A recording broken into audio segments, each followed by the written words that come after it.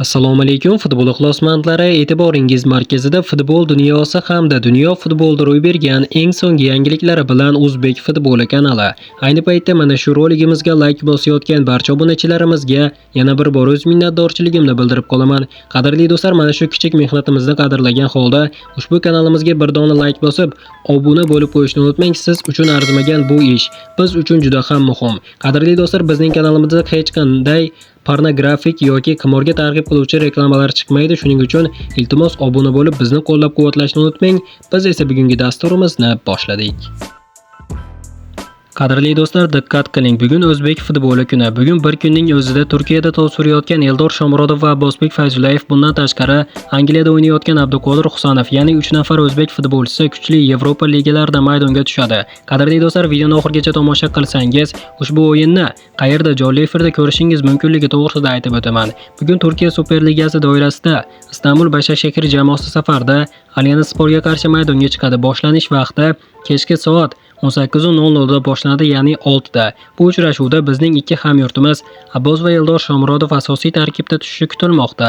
Jamoa hujum chizig'ida aynan Eldorga suyanmoqda. Uning tajribasi va sovuqqonligi bugungi o'yinda juda muhim bo'ladi. Abbos ham asosiy tarkibda maydonga tushishi ehtimoli yuqori, chunki murabbiylar shtabi unga ishonch bildirmoqda.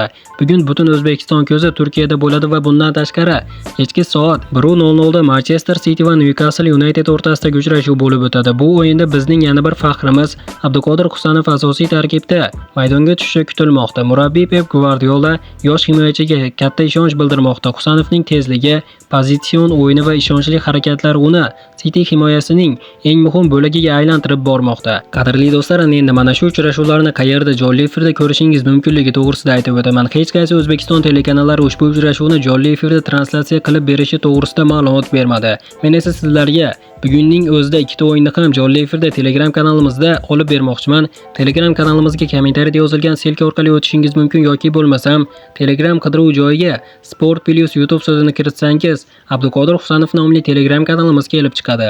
Telegram kanalimizga obuna bo'lib qo'ysangiz kechki soat 18:00 da Eldor va Abbosning o'yini jonli efirda translyatsiya qilib beriladi va kechki soat 1:00 da Abduqodir Husanov, ya'ni Manchester City va Newcastle United o'rtasidagi uchrashuvni jonli efirda ko'rishingiz mumkin bo'ladi. Qadrli do'stlar, albatta bugungi uchrashuv oldidan hamyurtlarimiz Eldor Shomurodov, Abbosbek Fayzullayev va Abduqodir Husanovlarni qo'llab-quvvatlagan holda kommentariyaga tushib, "Olg'a O'zbekiston, olg'a Abduqodir Husanov, olg'a Eldor Shomurodov, olg'a Abbosbek Fayzullayev" deb yozib qo'yishni va omad tilab qo'yishni unutmang. Va mana do'stlar, hozirgi dasturimiz xuddi mana shu yerda o'z yakuniga yetdi. Videoni oxirigacha ko'rganlarning barchasiga kattakon rahmat.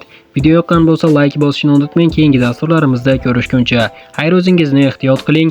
O'zbek futboli kanalimizdan uzoqlashmang. Qadrli do'stlar, albatta kanalimizga chiqayotgan videolar uchun, ya'ni aktivlik uchun iltimos obuna bo'lib, bizni qo'llab-quvvatlashni unutmang. Keyingi dasturlarimizda ko'rishguncha xayr, o'zingizni ehtiyot qiling. O'zbek futboli kanalimizdan uzoqlashmang.